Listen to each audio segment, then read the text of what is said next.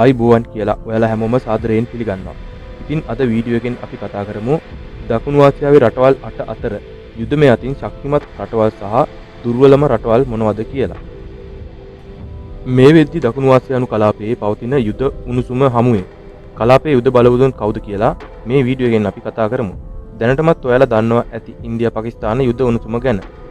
ඉතින් මේ කාරණා නිසාම තමයි අද මේ වීඩියෝ එක අරන් එන්න හිතුවේ. එහෙනම් යමු වීඩියෝ එකට යන ගමන් channel එක subscribe කරලා bell එකට පොඩි තට්ටුවක් දාගෙන යමු. රටක යුද ශක්තිය තීරණය වෙන්නේ ඒ රටේ ආර්ථිකය වගේම රට අභ්‍යන්තරයේ සහ අසල්වාසී රටවල් වලින් එන යුද තර්ජනත් එක්ක. ඉතින් ලෝකයේ රටවල් වල යුද ශක්තිය මොන වගේද කියලා ඔයාලා බලන ප්‍රධාන වෙබ් අඩවිය තමයි Global Fire Power කියන්නේ.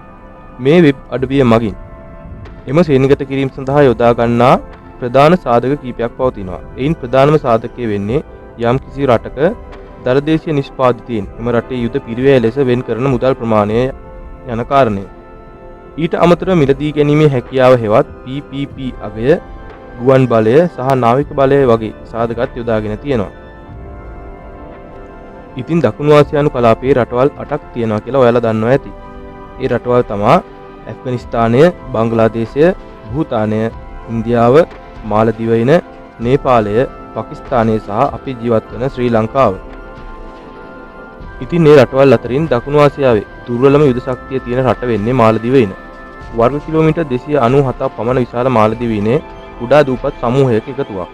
ජනගහනය 529600ක් විතර ඉන්න මාලදිවයිනේ දළදේශීය නිෂ්පාදිතය ඇමරිකන් ඩොලර් බිලියන 7.2ක් විතර වෙනවා.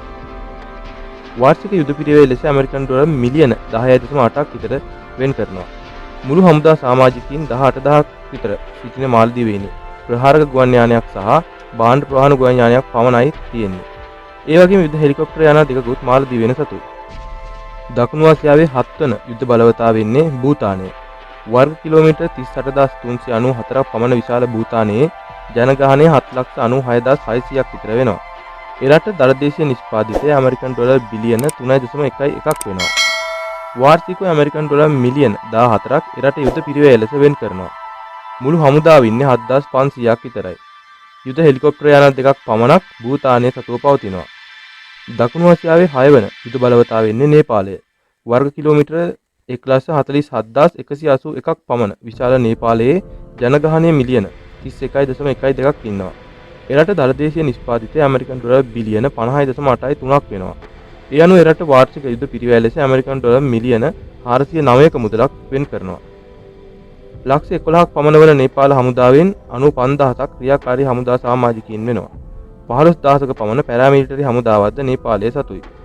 ඒ වගේම 500ක පමණ ගුවන් හමුදාවක්ද නේපාලයේ සිටිනවා.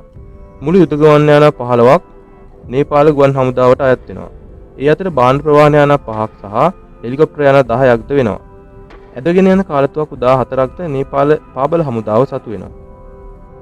දකුණු ආසියාවේ මීළඟ බලවත්ම යුද ශක්තිය පවතින රට වෙන්නේ ඇෆ්ගනිස්තානය. වර්ග කිලෝමීටර් 652230ක් විතර විශාල රටේ ජනගහනය මිලියන 40.12 ඉක්මවනවා. ඇෆ්ගනිස්තානයේ දළදේශීය නිෂ්පාදිතය ඇමරිකන් ඩොලර් බිලියන 14.58ක් විතර වෙනවා. ඔවුන් වාර්ෂිකව එරට යුද පිරිවැය ලෙස ඇමරිකන් ඩොලර් මිලියන 290ක් වෙන් කරනවා. මුළු හමුදාව 80000ක් වෙද්දී ඒ මුළු හමුදාවම පැරාමිලිටරි හමුදාවන් වෙනවා. කිසිදු නිල ගුවන් බලයක් හෝ නිල නාවික හමුදාවක් ඇෆ්ගනිස්තානයේ සතු වෙන්නේ නැහැ. නමුත් බාණ්ඩ ප්‍රවාහන යාන 3ක් සහ හෙලිකොප්ටර් යාන 7ක සංචිතයක් ඔවුන් සතුව පවතිනවා. දකුණු ආසියාවේ 4 වන යුද බලවතා වෙන්නේ අපි ජීවත් වන ශ්‍රී ලංකාව. වර්ග කිලෝමීටර් 65610ක් විශාල ලංකාවේ මේ වෙද්දි ජනගහනය මිලියන 23.22 ඉක්මවනවා. 2025 වසර වෙද්දී මෙරට දළදේශීය නිෂ්පාදිතය ඇමරිකන් ඩොලර් බිලියන 84.5ක් වෙනවා. යුද පිරිවැය ලෙස ඇමරිකන් ඩොලර් බිලියන 1.26ක මුදලක් වාර්ෂිකව වෙන් කරනවා. ලංකාවේ යුද ශක්තිය ගැන සම්පූර්ණ වීඩියෝ එකක් channel එකේ තියෙනවා. ඒකේ link එකත් මම description එකේ දාලා තියන්නම්. 436000ක මුළු හමුදාවක්, 27000ක ගුවන් හමුදාවක් සහ 48000ක නාවික හමුදාවක් ශ්‍රී ලංකාව සතුයි. මුළු යුද ගුවන් යාන 85ක සංචිතයක් තියෙන ලංකාවේ වේග ප්‍රහාරක යාන 5ක්, බාණ්ඩ ප්‍රවාහන යාන 14ක්, පුහුණු යාන 8ක්, විශේෂ මෙහෙයුම් යාන 3ක්, හෙලිකොප්ටර් යාන 55ක් සහ ප්‍රහාරක ගණයේ හෙලිකොප්ටර් යාන 9ක් ඒ අතර වෙනවා. මුළු යුද ටැංකි 44ක්, කාලතුවක්කු 96ක් සහ ජංගම රොකට් විදිනයන් 28ක්ද ශ්‍රී ලංකාව සතුයි.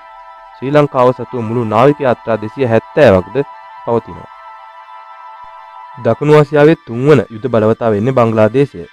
මිලියන 173.6 ඉක්ම වූ ජනගහනයක් ඉන්න බංග්ලාදේශයේ ආර්ථිකය ඇමරිකන් ඩොලර් බිලියන 451ක් වෙනවා. එරට වාර්ෂික යුද පිරිවැය ලෙස ඇමරිකන් ඩොලර් බිලියන 4.37ක මුදලක් වෙන් කරනවා. බංග්ලාදේශයේ මුළු හමුදාව 69,63,000ක් ඉන්නවා. ලෝක වැඩිම පැරාමිලිටරි හමුදාවක් ඉන්නෙත් බංග්ලාදේශයේ. ඒ 68 ලක්ෂයක පමණ විශාල පැරාමිලිටරි හමුදාවක්. 17,400ක ගුවන් හමුදාවක් සහ 25,100ක නාවික හමුදාවක්ද බංග්ලාදේශයේ සතුයි. යුද ටැංකි 320ක්, කාලතුවක්කු 546ක්, ජංගම රොකට් විදිනන් 110ක්ද බංග්ලාදේශයේ සතු වෙනවා. මුළු යුද ගුවන් යානා 214ක් වගේම මුළු නාවික යාත්‍රා 118ක් බංග්ලාදේශයේ සතුයි.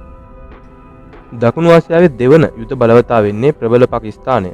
මේ වෙද්දී ඉන්දියාවත් එක්ක විශාල යුද්ධයකට සූදානම් වෙන පාකිස්තානයේ යුද ශක්තිය ගැන සම්පූර්ණ වීඩියෝ එකක් channel එකේ තියෙනවා. ඒකේ link එකත් description එකේ දාලා තියන්නම්. කැමති අය ඒකත් බලන්න. පාකිස්තානයේ වාර්ෂික යුද පිරිවැය ඇමරිකන් ඩොලර් බිලියන 7.64ක් වෙන් කරනවා.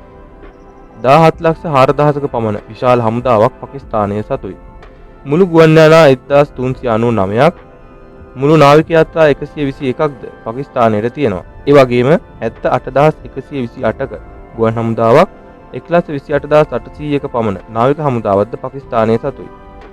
මුළු යුද ටැංකි 2,627ක් සහ රොකට් ඉදිනයන් 600ක්ද පාකිස්තාන පාබල හමුදාව සතු වෙනවා.